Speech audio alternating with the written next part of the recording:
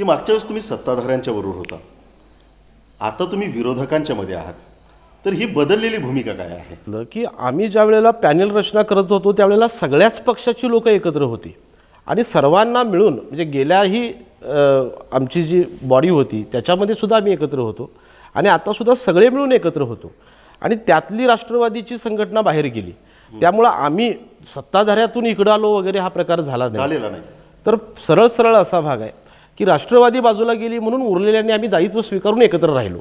आम्ही तिकडून इकडं आलो असा काही प्रकार घडला नाही. ते बाहेर पडलेत, परंतु तुमच्या अगोदरच मोठ बांधलेली होती, तुम्ही तेही सोबत होते त्यांना घेऊनच मोठ बांधली होती आणि ती चर्चेमध्ये कदाचित जागेंच्या मगाशी बोलल्याप्रमाणे माशी कुठं शिंकली मग?